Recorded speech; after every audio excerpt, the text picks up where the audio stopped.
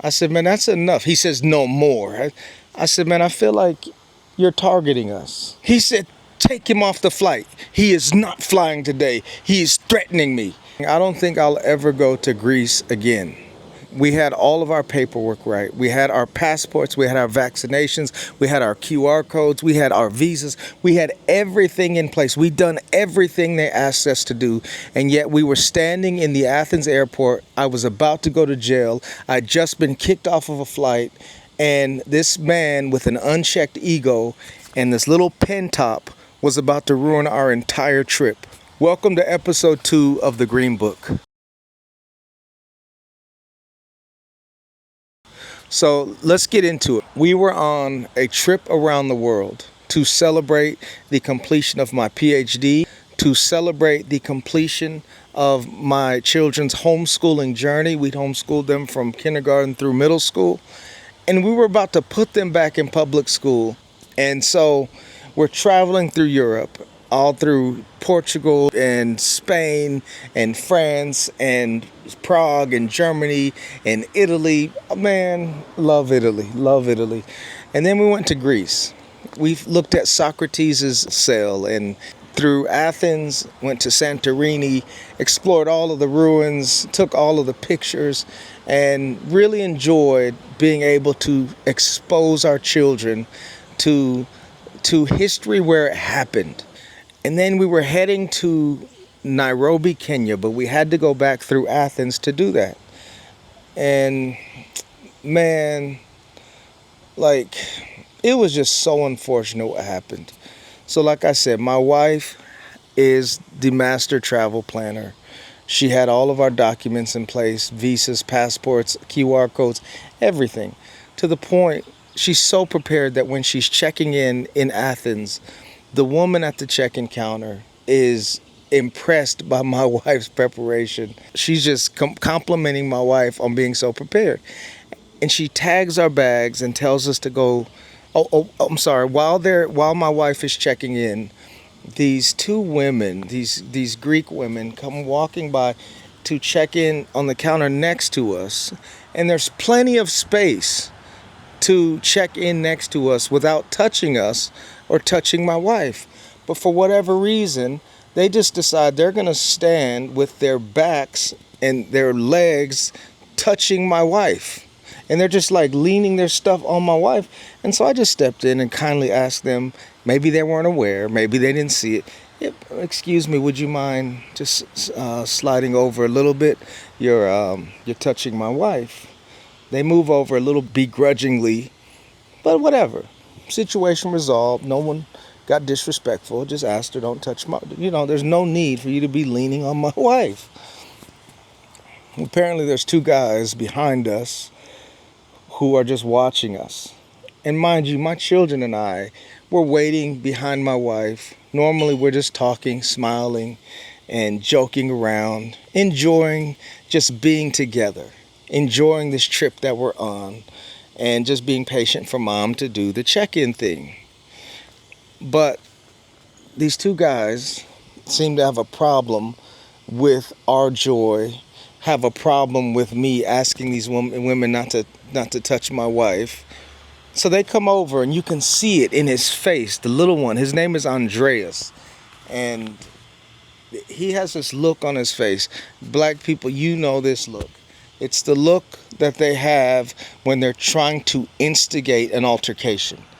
It's a self-righteousness. It's this evil spirit that they have when they want to try to steal your joy. But because they have the title, because they have the authority, they're going to try to use it to bully you. You know it. We experience it all the time. I know how to navigate these situations. You talk to them with respect. You comply when necessary, but you also ask questions if things don't make sense. This man walks up. He says, do you have a ball in your bag? Christopher has a little football, a football in his backpack. You can maybe see like an inch of it. You have to really be studying to even see that there's a ball there. This is a football that we have played with all over the United States. We've checked it on countless flights. This is a football that we have checked on countless flights in Europe.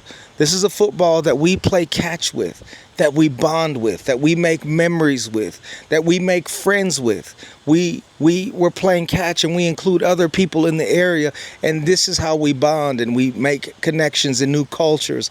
This is the football. We've never had a problem at any airport, on any airline. I'm a pilot.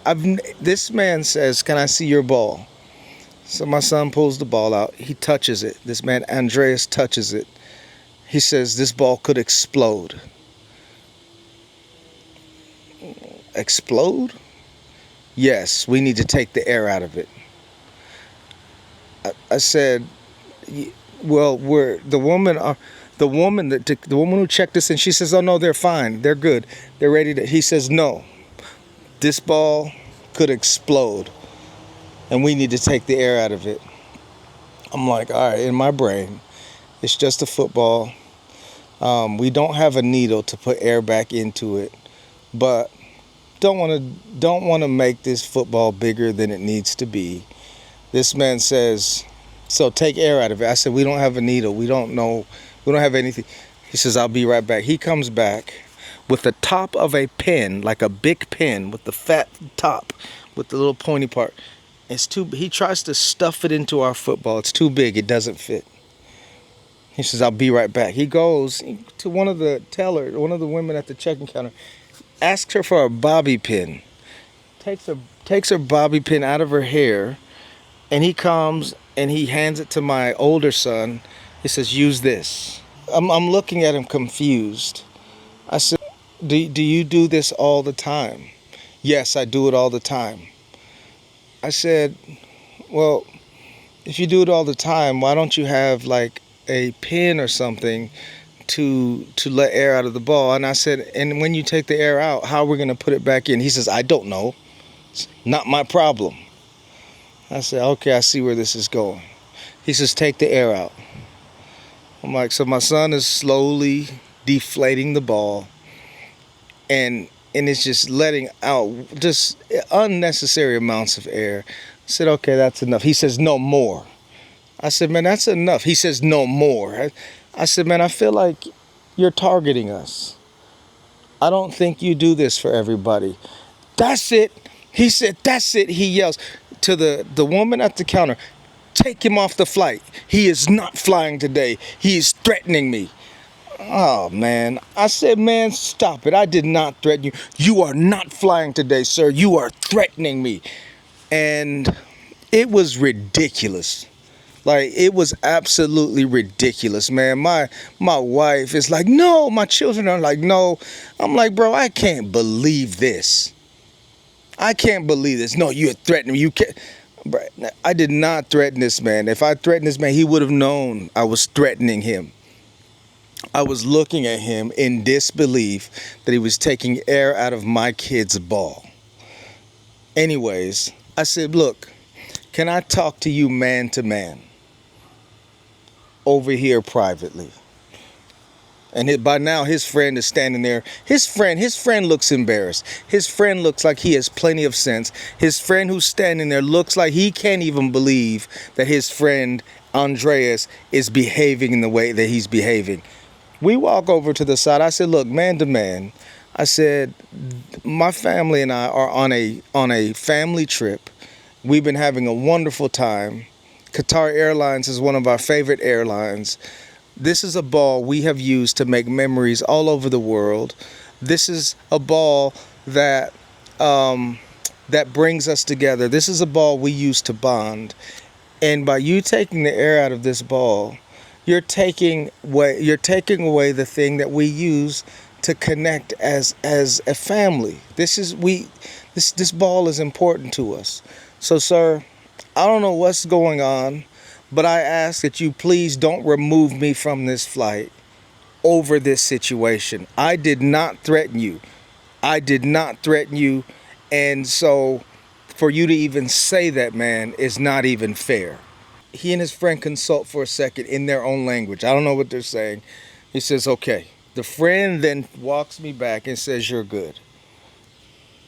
Man, I go through security, but now in the back of my mind, I'm sitting here saying he put something in my file. He's flagged me. He's probably put me on some no-fly list. He's lying on my name. This guy's potentially, I'm sitting there watching to see if security's about to come get me. Man, it's like the stress of just traveling while black. And I was trying to have a good time. I was in a good mood, traveling with my family, man. And this man, his spirit was set on trying to steal our joy. And when I decided to stand up to him and simply ask him a question and ask him some just legitimate questions that he didn't have answers for, he was bothered by it, threatened by it, and saw me as a threat and pulled me off of the flight and said I threatened him and could have gotten me arrested for that. All bad. All bad. So anyway, I'm sitting at the gate and I'm waiting for them to not let me get on this flight. I'm waiting. Like, I'm sitting there for 2 hours. Like, bro, like, this is all bad. They start boarding the flight and I'm walking up and Andreas, his friend, is at the gate now. He walks up and he says, the friend walks up to me. He says, I am very sorry for what happened. I'm very sorry for what happened, sir. I hope you have an amazing trip. I just shook my head. I shook his hand and I said, thank you. And I got on that flight and I left. And we flew to Qatar and then to Nairobi. And when we landed in Nairobi, man, seeing all of those beautiful black people welcome us with warmth, with kindness, with love. Oh man, it was so therapeutic and beautiful. We saw billboards all around the city with black people on them. And even my daughter, she was younger at the time, the billboard was a mother holding her baby, a black mother holding a beautiful brown baby. And my daughter says, how nice, how nice. Like, it's just nice to see us represented on billboards. And so we land in Nairobi, we sit our bags down, we walk to the market at the corner, and all of the employees there are beautiful Kenyans, and I'm just walking around just so grateful, and the employees are just kind of smiling at how happy we are to be there. They don't understand what we had just endured. Oh, I love you, Kenya. The brother said in Kenya, he says, you're home. He says, you belong here. You're home. Welcome home, my brother. And they were all so kind, so welcoming, and so Kenya was amazing. And then we went on through the rest of several countries in Africa I'll tell you about later. But I say this to anyone who is thinking of traveling to Greece, anyone who is black, who has a black family, you're thinking of traveling with your family. This is just my experience. Other people, other black folks have had great experiences in Greece, and that's wonderful.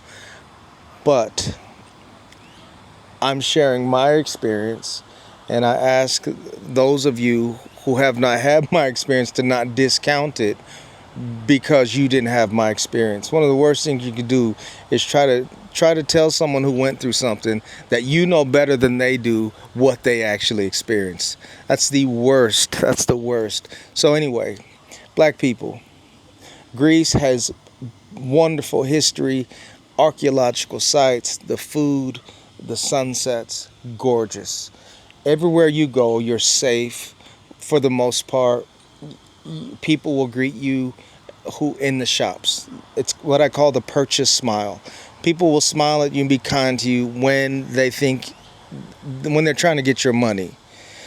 But if they're not trying to get your money, if they're not at work, I didn't experience a lot of warmth or hospitality in those situations. People were cutting us off. People were rude and condescending. People were trying to hit me when I was crossing the street, hit me with their cars. People honking, weren't very warm. People looking at my wife and my children and I smiling, and not looking with curiosity, looking with like disdain, looking with jealousy, looking with hatred. Like, how can you even afford to be here? Like, why are you even in my country? Why do you look happier than me? Like, it's a lot of that energy, and it was unfortunate. So be ready to be stared at. Be ready to be looked at with suspicion if you walk in certain shops. And the darker you are, the harder it will be for you. My wife is darker than I am, and so she talks about her experience, and I've seen how people treat her because she's a little darker. Sometimes she has braids, and when she's not with me, and sometimes they even treat her worse.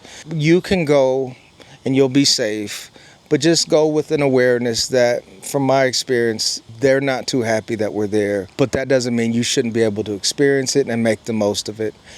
My goal in making these videos is to help you become aware of our experiences, and to share with you how you can navigate this beautiful, diverse world with strength, with grace, and with your dignity intact. Know that some people might try to instigate an altercation, and so do everything in your power to avoid those situations. Do everything in your power to walk away if you can. But if they do bring it to your doorstep, just be prepared mentally to stay as calm as possible, as reasonable as possible, and if you can, document it as well. Have somebody film it for you, just for your own protection and your own safety. I thank you for watching. Again, this is just my experience. I hope it helps you. Thanks for watching. I'm your friend, Dr. Manny Scott. I'll check in with you later.